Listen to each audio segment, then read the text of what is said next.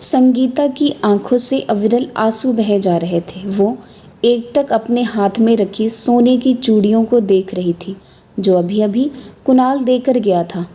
संगीता की आंखों के मोती चूड़ियों के टुकड़ों की तरह गालों से सरकते हुए जमीन पर गिरने लगे, पर उसके टूटने की आवाज़ को अब सिर्फ संगीता ही सुन सकती थी। संगीता की दृष्टि सामने रखे अपने चूड़ीदान पर अटक गई, जिसमें चूड़ियों की रंगीन कतारें बार बार उसे स्मृतियों के विविध रंगों में ढकेल रही थी। वह खुद को घड़ी के पेंडुलम सा विवश महसूस कर रही थी। पेंडुलम जो समय की नित्य बढ़ती यात्रा में बार बार आगे पीछे होने के लिए विवश था, पर अपनी जगह अटका हुआ था।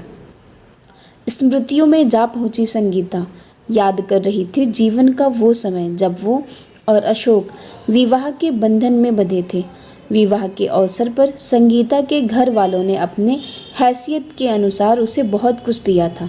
बस उसके पिता संगीता के लिए सोने की चूड़ियां नहीं बनवा पाए थे।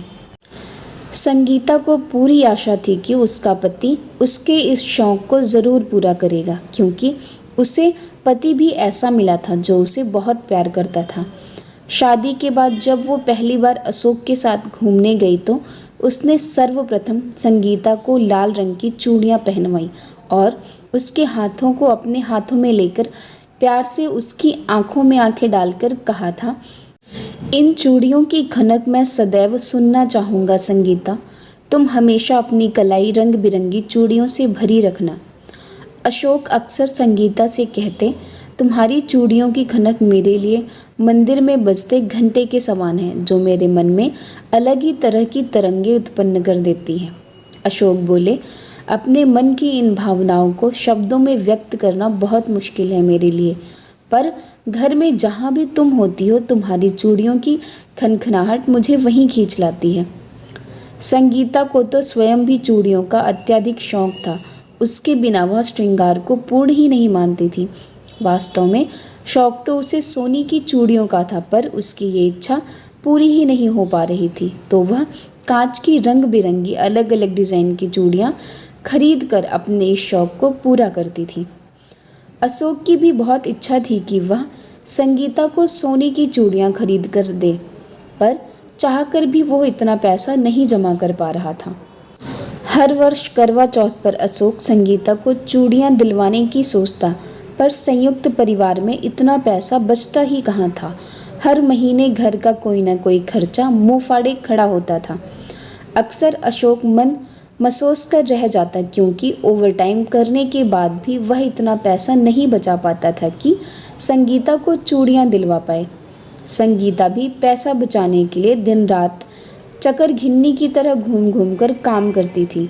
घर की सफाई, कपड़े, बर्तन, 2 समय का खाना और भी घर के छोटे मोटे कई काम होते जिन्हें वह खुद ही निपटा देती, ताकि काम वालियों पर व्यर्थ पैसे ना उड़े। वो इन सबसे बचने वाले पैसे को अपनी चूड़ी लेने के लिए जमा करना चाहती थी।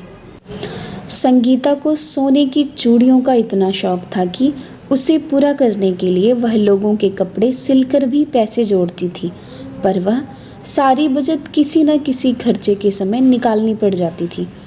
कभी बच्चों की पढ़ाई, कभी माँ की बीमारी, ननद देवर की शादी कर फारिज हुई तो बच्चों की शादी की चिंता सताने लगी थी।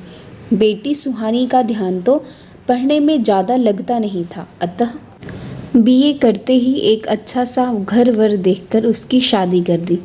बेटा विदेश में बसना चाहता था, उसे वहाँ भेजने के लिए भी एक बड़ी रकम की आवश्यकता थी।